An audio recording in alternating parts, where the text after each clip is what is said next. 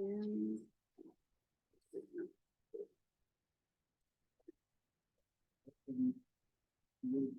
ready.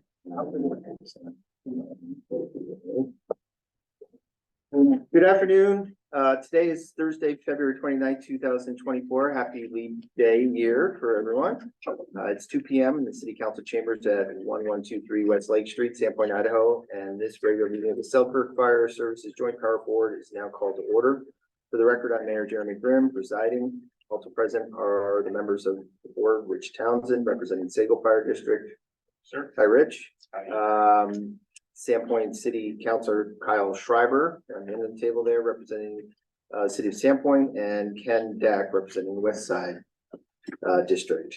At this point, Chief Gilchrist, would you please lead us in the Pledge of Allegiance? I pledge allegiance to the flag of the United States of America and to the republic for which it stands, one nation, under God, indivisible, with liberty and justice for all.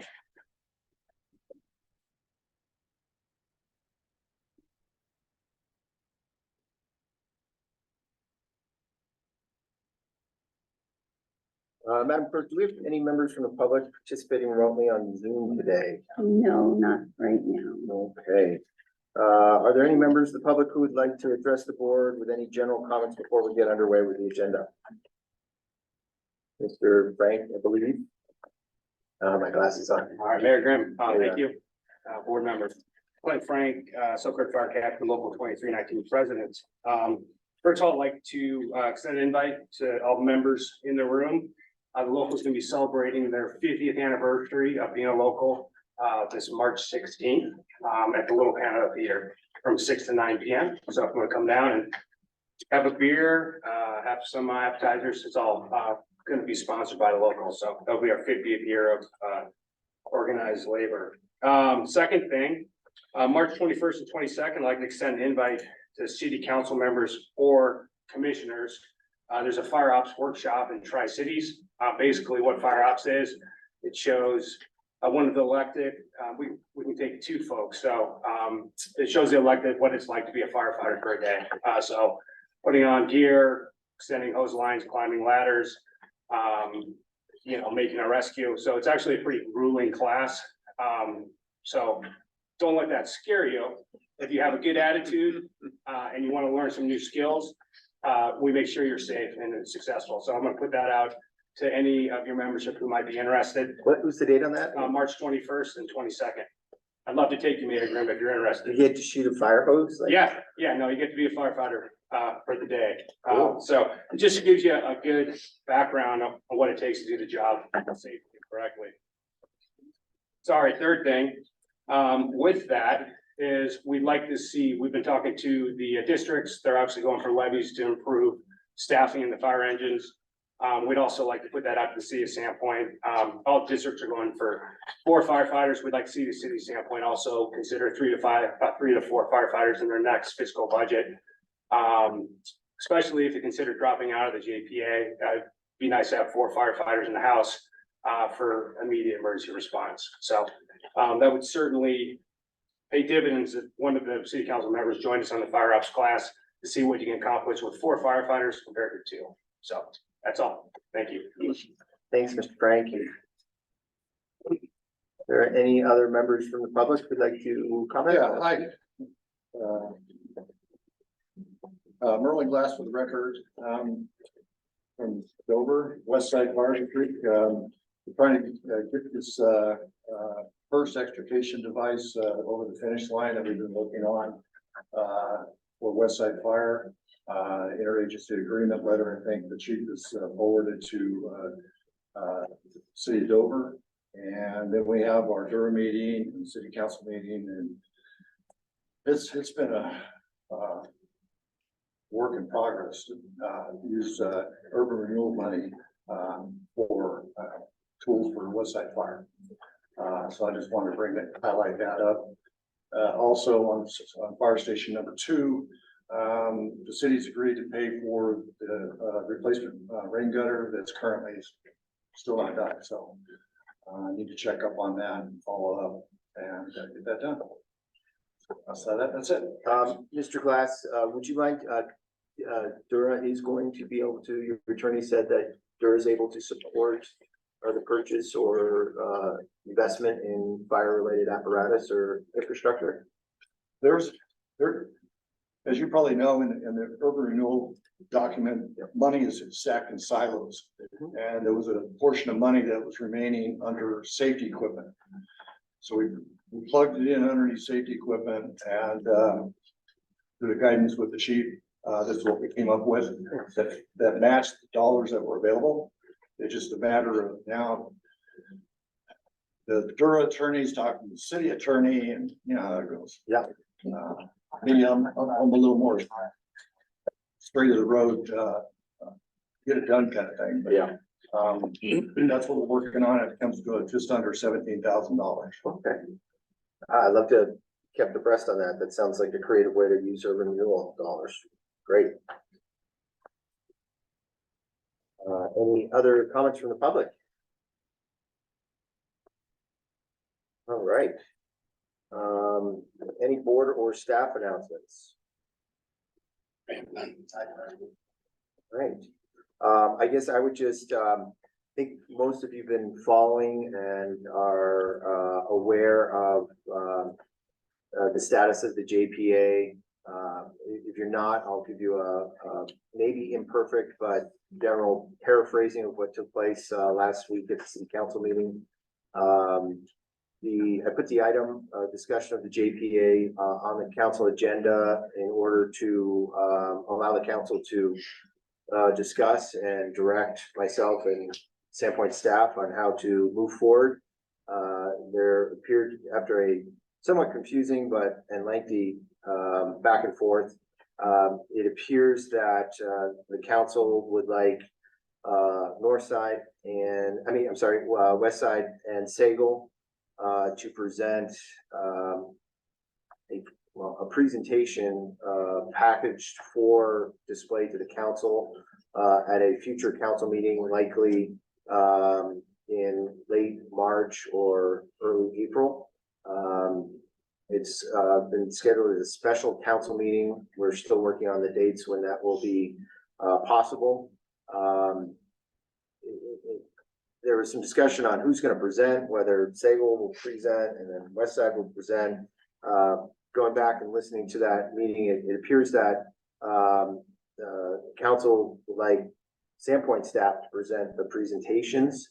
There will be opportunity for the public, firefighters and others to speak during the public forum portion.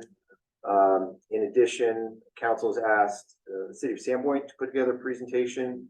I don't know, there wasn't a lot of clarity on what angle that's supposed to come from, whether it's supposed to be neutral, pros and cons. My position as mayor.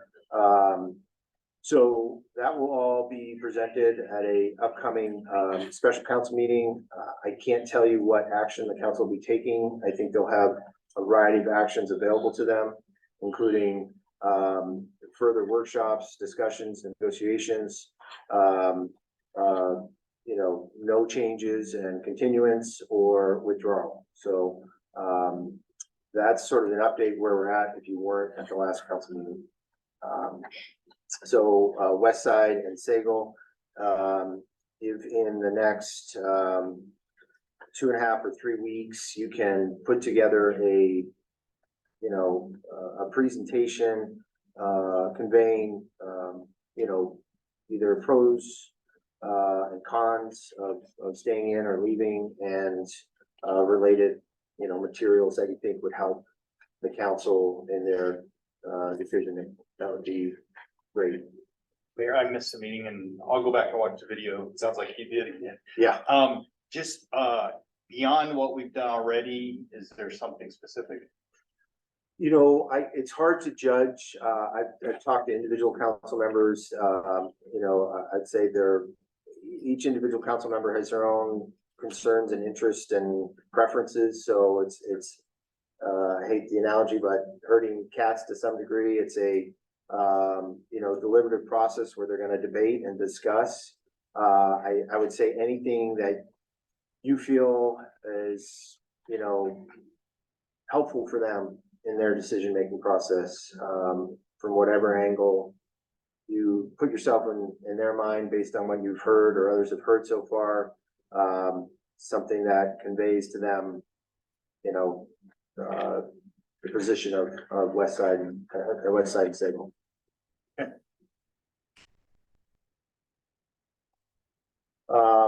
Any other staff, board announcements? All right, we will now proceed with approval of the meeting minutes from January 25th meeting. I'll entertain a motion to approve the minutes as presented. So moved. Second. Moved by Councilman Schreiber, second by Commissioner Townsend, is that? I'm sorry. Yeah. I'm sorry. Sorry. Deck, Commissioner Deck. Just make sure I get that one in there. Any discussion on the minutes? All in favor? Aye. Aye. Abstain, I wasn't there, so, anyone opposed? All right, sounds like, minutes are approved. Next item, next item on the agenda is the chief's report. Chris. Excellent. I want to thank everybody for being here. I'd like to start off all of our meetings with career anniversaries. Unfortunately, we don't have any in March, so that kind of shortens the list out. We have several coming up in February.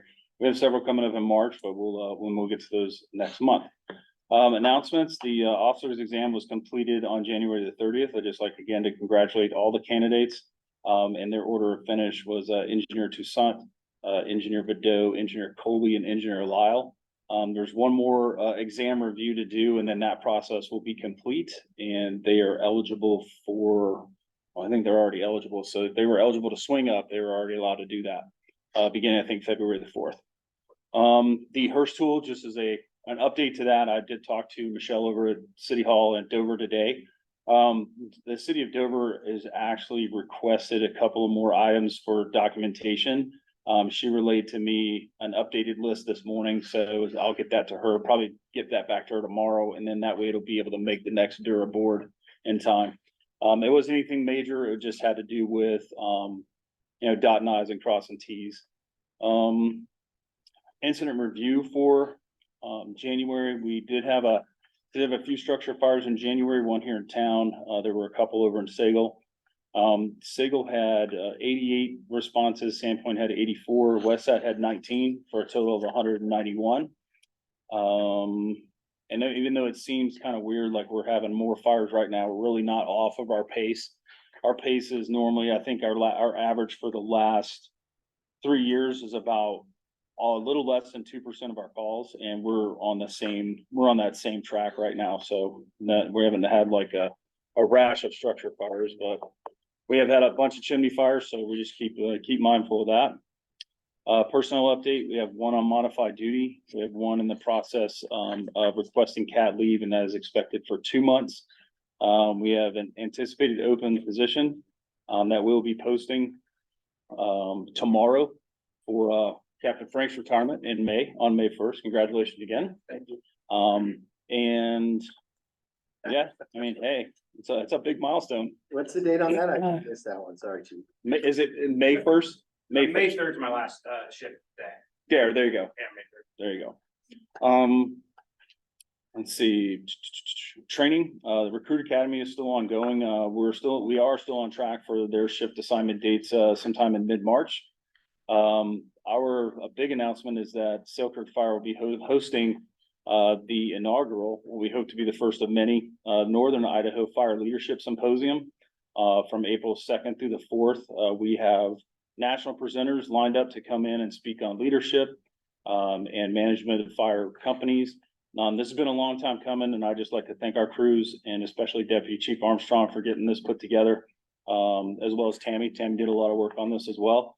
We're looking forward to an amazing event full of relevant and effective training. It's open to the first 50 people that register, and I believe as of today, we had 16, something like 15. So we still got time, but the seats will run out and we're hoping it fills up. Yes, sir. Can I interrupt you? can you, provide a little more color on that? Is that something, you initiated, or the union and you, or all districts and you, or? I think it was brought to me by Deputy Chief Armstrong. There was, we are trying to get an officer development course together. We pretty much got it nailed down. But this was an opportunity that one of the presenters, if not two, actually had a cancellation in their schedule, in their lecture schedule, and posted it out. And Chief Armstrong was in Chief Armstrong's network, and he approached me about it, and I'm fully support it. So absolutely run with it. And they've gotten this thing put together, and it is, I'm not gonna say it's a who's who of presenters, but there's some big names on it. So we're very happy to have that. On that note, and I'm new to this, so, sorry if this is a stupid question. I used to do some work, with Headwaters Economics, kind of regionally in the West with wildland urban interface training, awareness of land use, awareness of structure, site planning, things like that. Do we have anything collaboratively that helps Bonner County and the cities understand best practices for land use planning as it relates to hazards in the wildland urban interface? I could say we should. Did you guys talk about that today in your meeting at all? We didn't talk about that specifically, but I believe that's a component of the CWPP, the Community Wildfire Protection Plan. Right. Okay. So. I may be off on that acronym. No, that Yeah, sounds great, yeah. Just as a side, I'd love to, do whatever we can do collectively to help inform, our other cities and the county on land use policies, because there's a lot that can be done, really simple things that you're all probably aware of, that can really, reduce the risk for, ignition and, defensive space and other things. So I'd love, my planner and me would love to try to leverage the power in this room to try to help make some good changes, in terms of policies and certain codes and things like that. So for whatever it's worth, thanks for letting me spout. No, Sorry absolutely. to interrupt.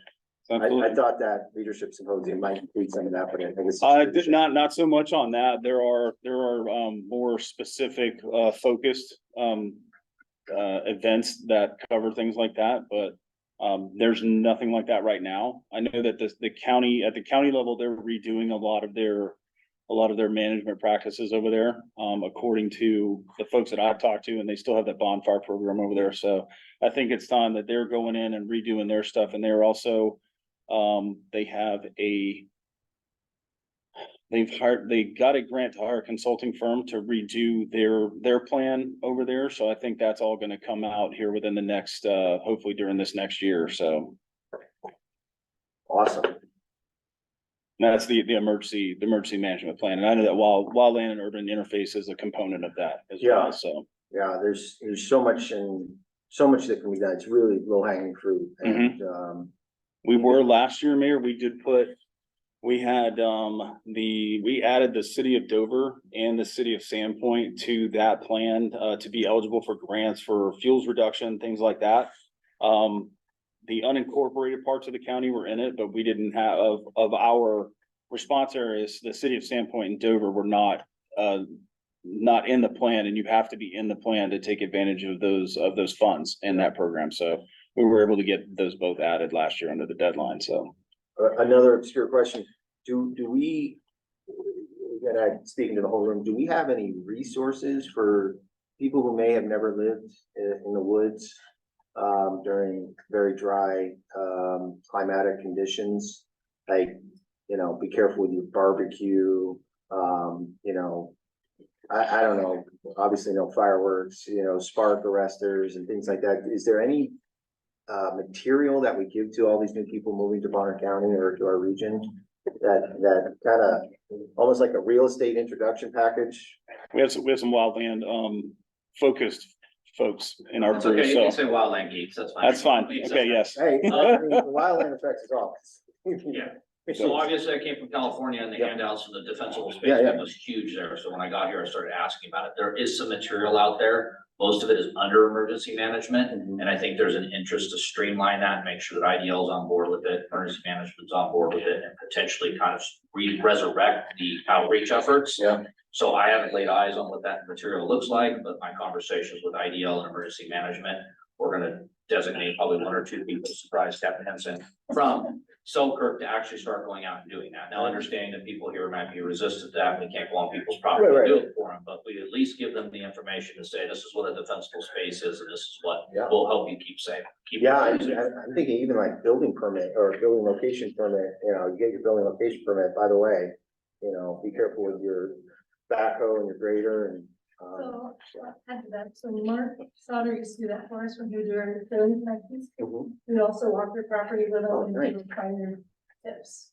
cool. So that's just something that we used to do and just kind of, they're doing it. It's Yeah. not fun. It's kind of, it's a little busy. Sir? Bonner County Extension does a great, it's probably only once a year, but through U of I. Yeah. With the whole thing on the wildland urban interface of what you can do with your own home and have this, it's an excellent program. It's a real eye opener. So just getting the word out about that so it can be more widely attended would be very beneficial. Yeah, I'd love to put it on the city website too, if there's a good page, someone can send it. The Forest Service here in town, if you go in the door right in the vestibule there, Yeah. they got racks of things, speaking directly to campfires and off-road vehicles and park arresters and wood harvesting, Nice. all for the taking. The Good. answer is yes, but it's kind of fractured. Yeah. It's not centralized. Yeah, I'd love to get it all plugged into the land use and planning and permitting too, just so people are more aware of it, but, thanks, sorry for I don't know how these meetings usually go, I have questions and say stuff You sometimes. run the meeting, so it kind of goes wherever you want it to go. Sorry to interrupt, go ahead. No, no worries. No major maintenance issues right now at any of our facilities. I know that, Renco had a stall heater that we were looking at. And there was one leak out at, Sagal. As far as apparatus updates, we are, we're all just elated that 1231, has completed its major repairs. We got a couple of, lights that are out in an air leak that is on the pump shift that we're getting fixed right now. We're at Brown's North Side, and we anticipate, without them finding anything else, we anticipate that unit returning to service next week.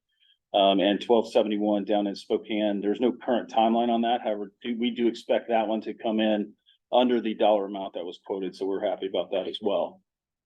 As far as community engagement during this last month, we've had several tours come through the station, and we've had some talk with folks out on the street just about things that are going on. But was happy to see that of the tours that we had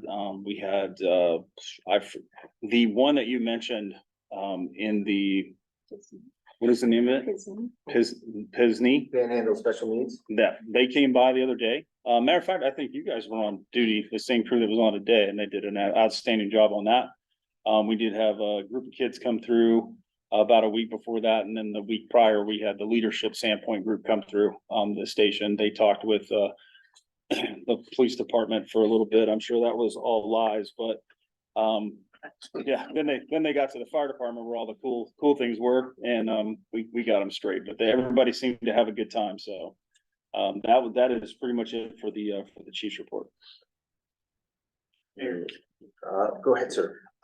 Chief, I saw an email about, a fire during the month and, I just wondered if it was worth highlighting. If I recall correctly, it was, multiple responses from the different groups that a lot of them successfully. Right, that was the one that Chief Armstrong sent out, but it's the kitchen, I believe it's a kitchen fire over in Sagal. So just to reiterate, when we have a fire, we basically dump the entire system onto the fire. We try to leave one unit back for coverage, and bring in some coverage from the outside, but yes, it was Sandpoint, at Sagal North Side, and I think Timberlake was en route to that one as well. But of the fires that we had, our crews have done an outstanding job, even including the one we had yesterday. Just great stops all the way around. So their training that really shows when they get there and they handle business. So And Chief Armstrong, if you want to expand on that fire, the one that you emailed out for, was it like a week, last week? Yeah, that was, I can't really say any better than you, but, I rolled up anywhere between a minute and 2 minutes, so I'm just gonna say 90 seconds after first arriving unit. Parked, got out of my vehicle, walked over to the front side of the building, and they already had water in the fire. You're probably never gonna get that again. I mean, it was just everything clicked, everything worked out well. And that one was a significant stop because it was starting to roll into the kitchen and roll to the rest of the house. Occupied home, smoke detectors were working. And I initially said that the fire was under investigation. While we can't confirm the cause, we have a suspicion on a freezer that was continuing to malfunction and they were having it repaired. And that's right where the point of origin was. So I can't rule everything else out. So I can't say that was the cause of fire, but that was where the fire started. So. Great job. Any other questions or comments regarding the chief's report? Yeah, I have a question. Mhm. The number that jumps out at me in this incident statistics is the 27 false calls for Sandpoint. Right. I had to go back and look at last month's. That's not normal, is it? It just depends. Sometimes we get more false calls than we don't, it does kind of fluctuate here and there. It just depends on what's shaking. I Okay. mean, it could be weather related. It could be, I know when we do have weather events, we've had, like in the first part of February, we had the big ice storms and stuff, right at the end of January, rather. A lot of them can be, alarms will set off and then people will get the code and it's like, okay, well, now it's like, that was a false call. It's not intentional or whatever. And then, then we clear and go back to the station. Gotcha. What's the response typically for those? The response, it depends on the structure. Okay. Residential usually gets the engine. If it's commercial, it gets 3 engines and the chief. Okay. Yep. Excellent. Thanks. Chief, what's a good intent incident? Good intent. There's 31 of them. Yeah, good intent. I meant to bring that chart in. Good intent could be something just as easy as, one I like to use is somebody calls in, they call in a fire and because they see smoke at somebody's house, and it could be just the frost melting off the tiles, or it could be somebody burning leaves behind the house, and it's like, no, that's not really what it was. Or you could get there and it could be like the address doesn't exist. You went, it doesn't exist. It could be something that we were canceled on, things like that. Chief, I noticed that some of the guys, and I did correct it because actually technically correct. Some of the slide offs we go to are not technically traffic accidents. And there were a few of those put in there. So obviously with the weather and the slide off is the term for somebody going off in the snow. Right. Someone calls 911, we go, we don't know if it's a traffic accident, we get there, it's not actually an accident. Right. So I caught a couple of those incidents. I probably didn't watch them as closely as I could have, but to me, that's technically a good intent call. Okay. Yeah. Thanks.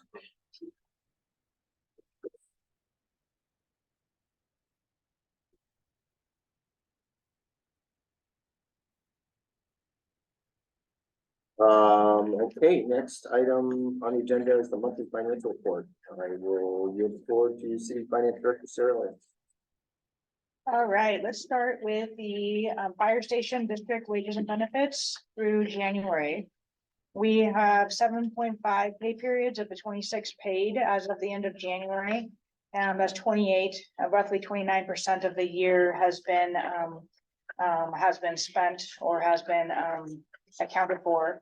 You can see over on the right-hand side, the budget spent year to date for Sandpoint's 28.5, and for Sago is 25.7, and then also for West Side is 35.7, for a total of 28%, right on budget for what it should be for the year to date. If you have any specific questions, it would be Gavin to answer.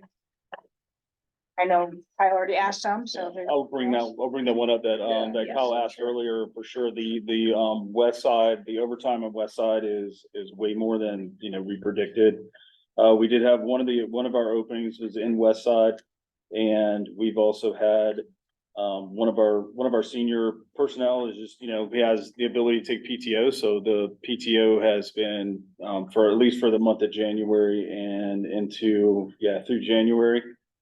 So it's just been, with one position open and one person off. So two thirds of your shift, it just, is all overtime. But we're hoping that, in the middle of March, when we get these guys on board that are in the recruit class now, hopefully some of that will subside.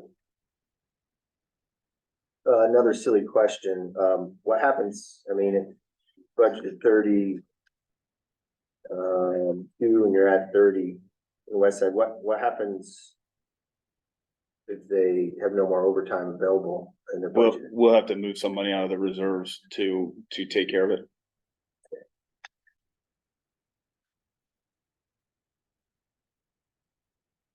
All right, if no more questions, I'll move on to the JPA administration.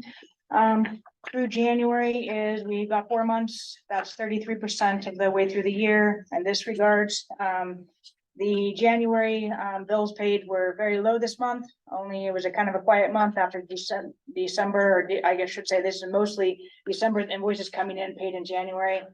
December seems to be a quiet month, so hence January payments are kind of quiet. So anyways, that is why that's lower in January than what you see in the prior months.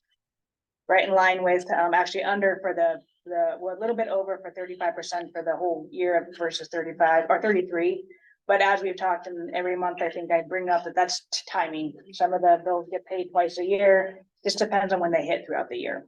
So no concern at this point of that. Going back to that west side question, I imagine if you need to pull something out of reserves, that's a full public hearing with opening the budget or no? It's budgeted. Okay. I am for the most part. If they have to go over budget, then yes, they would have to, but they wouldn't go. It's not line by line. It's And I won't speak based, for you, no, no, it's it's, this ba- west it's, side, ba- yeah, it's based on the full budget. So they did, just so you know, they do budget and what he's saying, they do budget some reserves in their budget. Okay. So that's what he's talking about. Are there any questions on the financial report?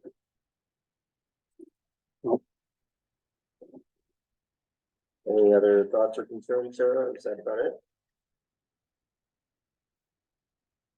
Anything else?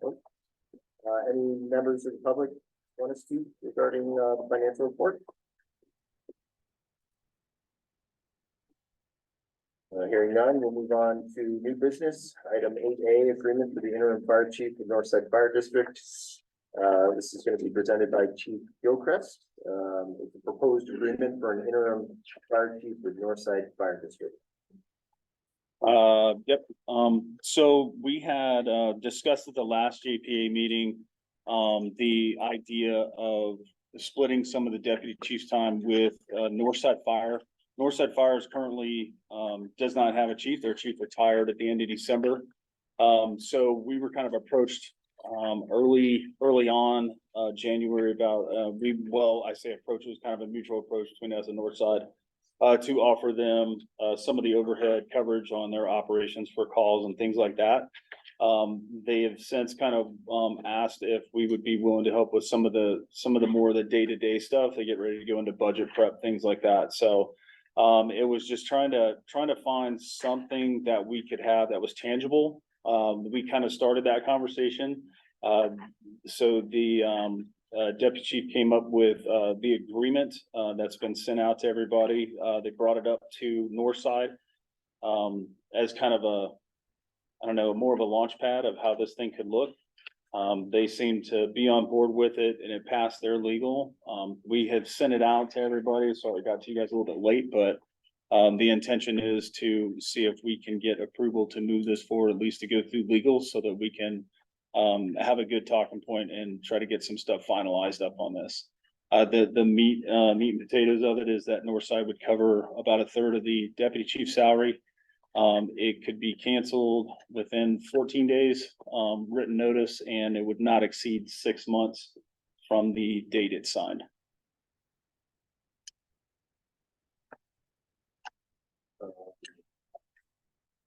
I have some comments, but I'll open it up to the board if there's any initial comments on this. I had one typo I'll give to somebody, and then I wanted to ask, what are we gonna do with the money? It's a good question. I think I did talk to, it sounds like he has time. Mhm. And it doesn't impact our readiness for any of the agencies that we serve. Correct. So that was my only outstanding question. Yeah, I haven't gotten that far, Okay. so I don't know. It's one of those things, if it, when it starts getting closer, then we kind of have to figure it out because the deputy chief's position is funded by the JPA cost methodology. So I guess it would determine, I guess that would kind of be determined. Yeah, the 1/3, like 15 grand, something like that for 6 months. It's a little better than what, 2,600 a month, something like that. I'm not sure. I'd have to go back and look at the document again, but then it would. I have a question, where'd that number come from? Because no one ever asked me. And No, doesn't it was just include- doesn't just include Benefits and, no, it was just a number. In there, what it was. Yeah, it's like- well, I know, but that doesn't include benefits and all that, but I would assume that that would just go against the, in the JPA and the billings, it would just be a credit basically to, and it would reduce the billings and be spread out between the three agencies. So it'd be shared saving. Yes. you just Yeah, it have- says it's 1/3 of the salary consideration for the amount is based on. Oh, so you're saying it doesn't So include it may just be benefits? straight Well, I salary. don't know, I did, this wasn't Yeah, it was ran by just me, so I don't know. I would No, put it he just came up with the third, seemed like a good jumping off point. I think that was a historical, in his previous life, at a previous position, it was based off of that. Just to get it to a point where we could get it reviewed by legal, so we could get it finalized. Should we take an action to make sure it reflects the total cost, whatever it is? Possibly, yeah. Let's hear if there's any other comments or questions. I can talk a little bit on the methodology of this cost of one. So this is, I've done a contract fire chief before. And obviously the term, there's a couple things. Number one, the term is 6 months. There's a couple reasons for that. But obviously we need to watch capacity, and I sat down and had those lengthy discussions with not only the Northside Board, but also Chief Gilcrease. The methodology on the third is arguably, you could say that I'm serving 4 districts, so you could think maybe 25%, but we understand or expect that I'm gonna be a little heavy on admin for Northside. So how do you quantify that, right? There's really no way to quantify that. Or providing additional services besides just going to call, which would be going to call anyway, because our resources would be there. So in trying to figure out a methodology for that, I came up with a couple different options, and this is the one I presented to the chief and ultimately had a discussion with the Northside Board about. The reality is my benefits are my benefits. They're gonna be there anyway.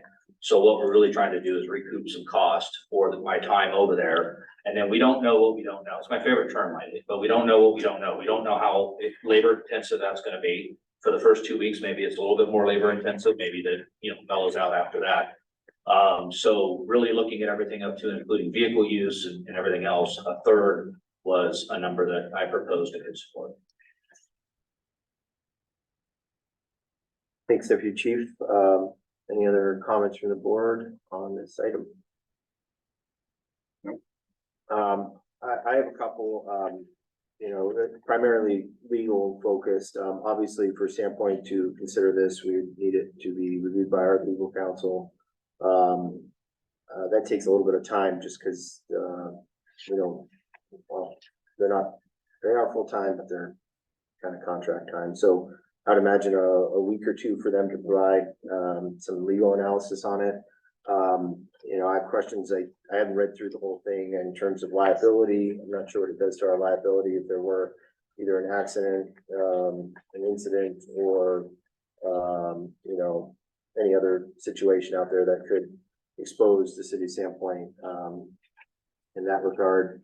So I would imagine this would be tabled for further investigation, obviously legal review and financial sort of advisement in terms of equitable cost sharing. So I would entertain a motion to table it until the next meeting. And in the interim, Sandpoint will send it out for legal review and financial analysis. I'll move that we table it until next meeting and So in the interim, get a. is it just Sandpoint legal review or? Well, I speak for, yeah, you're right. I know our attorneys, I don't know what your board should want to do for legal. I would advise that you do the same, but. Okay. Can I make a suggestion? Sure. I would like to see what the political will of the JPA board is, because they need help. I have not integrated over there and I have not helped them other than go to calls. The legality, I understand what he's talking about, just so you know, it's been reviewed by Northside's legal. We have to have our legal look at it, which is by default standpoint legal. I'm fine with the tabling of it, but I am not going to start helping them more in depth until I can kind of feel the temperature of the room. And if we're looking at this is okay, but we have to have legal look at it and has to come back next meeting. A full transparency, I would like to get over there and start helping them. They have no leadership right now. And what that looks like on the billing side, what that looks like on the liability, just so that the board is aware, I'm going to their calls anyway. So if I get in a traffic accident on Highway 95, I get on a traffic accident on Highway 95. So I know there's other things as far as misappropriation of funds, but I don't anticipate touching the budgets for quite a while. So just my thoughts. Not sure that they can really, and one of their members is here. I'm not really sure they can wait another 30 days.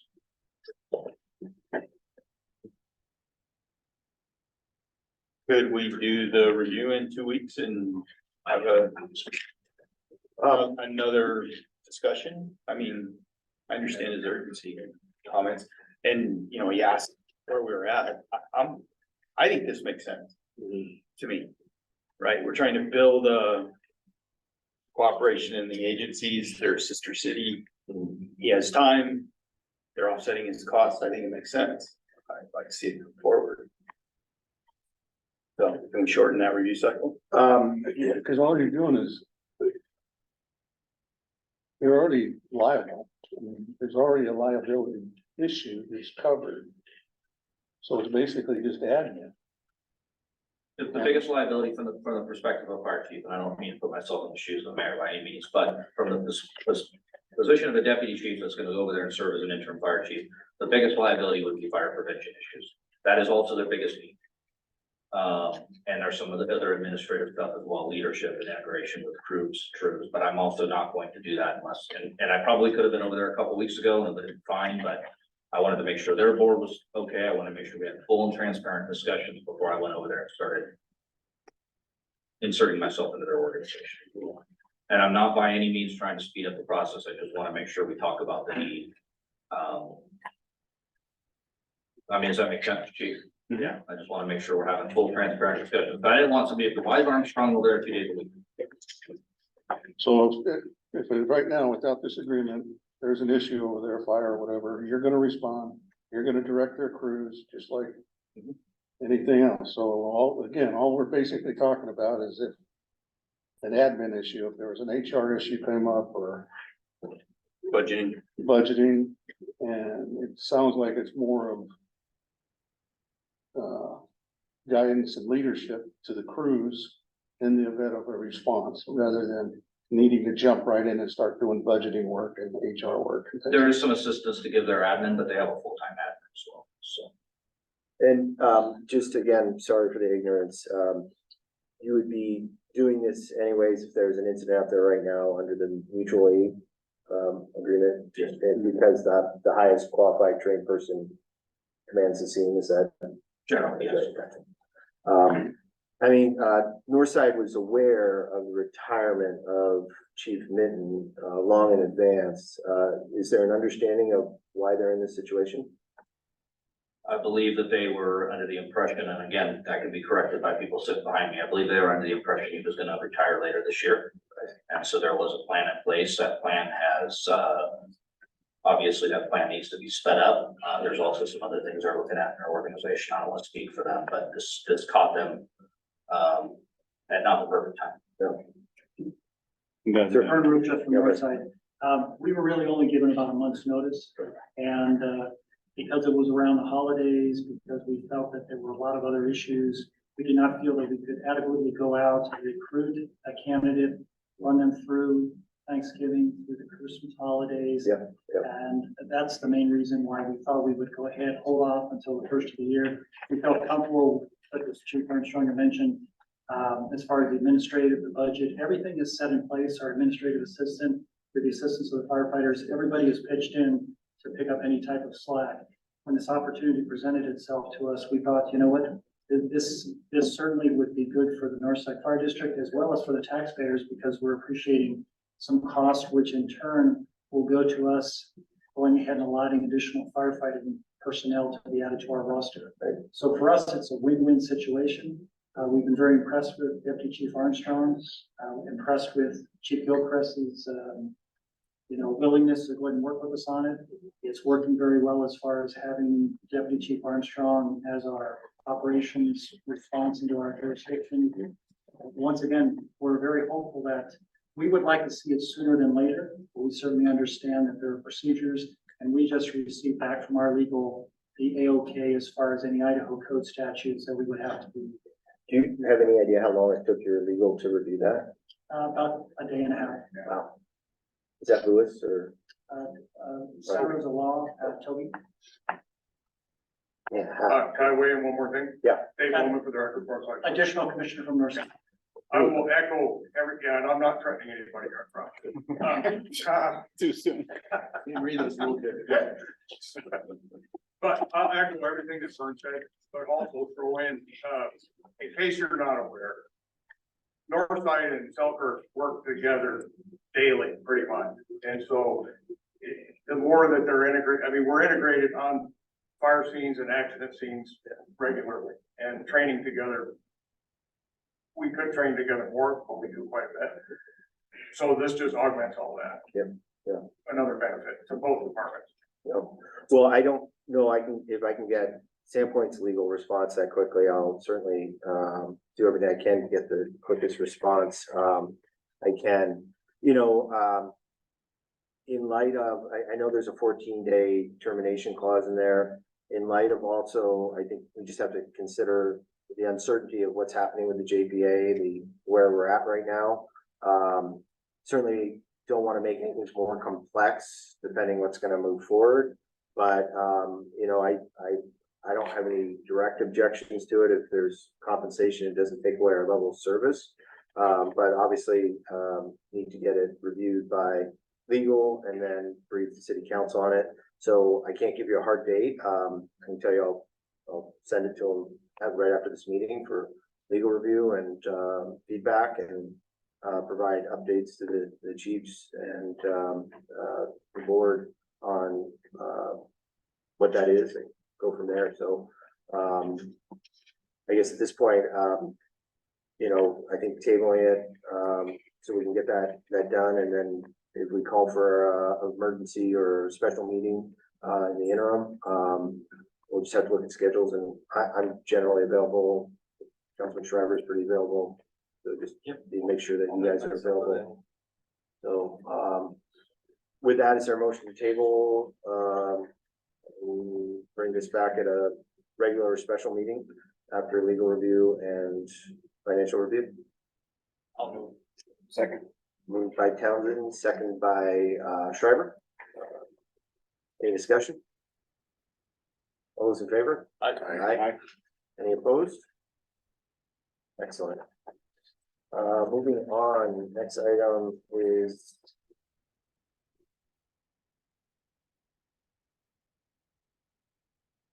next item 8B, assistance to firefighters grant for new portable radios. This is the last item on the agenda. Proposal from the assistance to firefighters to be used for new portable radios. Chief Gilchrist will be covering this. Thank you. So we have the opportunity, kind of came to us a little bit late. This is not, the Assistance to Firefighters Grant is a national, it's a national grant. This is not our grant. It's a grant from Timberlake Fire down in Kootenai County. They were just asking us to be able to be a part of it because we run with them. So since we kind of operate together or touch districts, as it were, then we could be a part and tag along in that grant.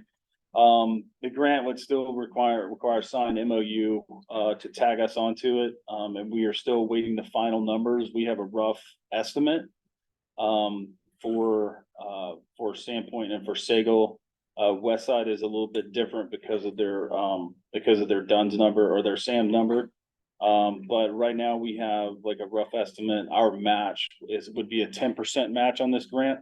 The match for Sagal would be roughly 11,700, and the match for Sandpoint would be roughly 7,700.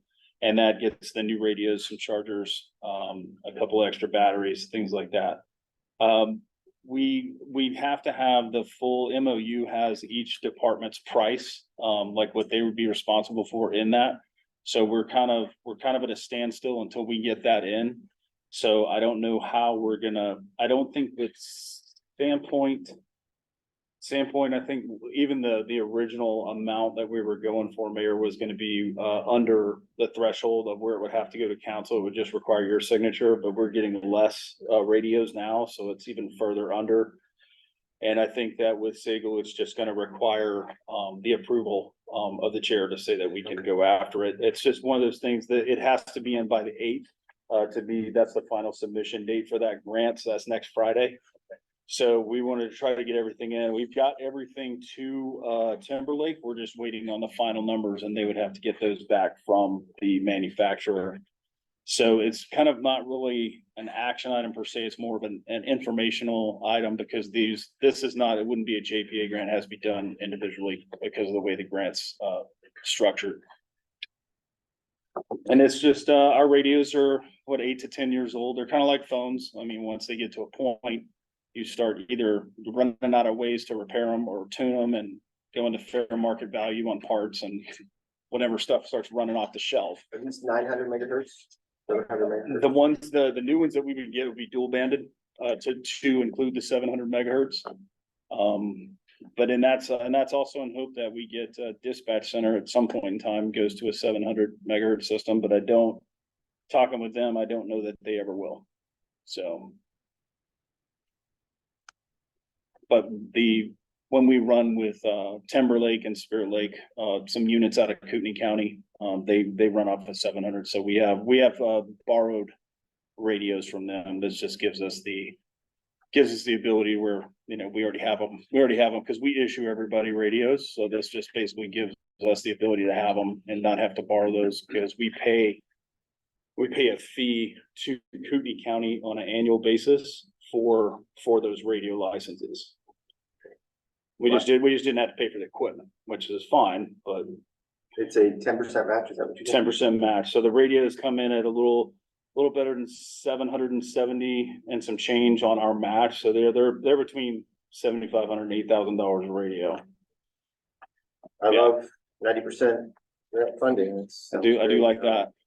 I would entertain a motion to recommend to the Sandpoint City Council and the Sago Fire District approval for submission of the assistance to the firefighter grant. Second. Moved by Schreiber, second by Deck. Any comments? All those in favor? Aye. Opposed? No further business before the board. This meeting is now adjourned at 2:52 p.m. Thanks, everyone. Yeah.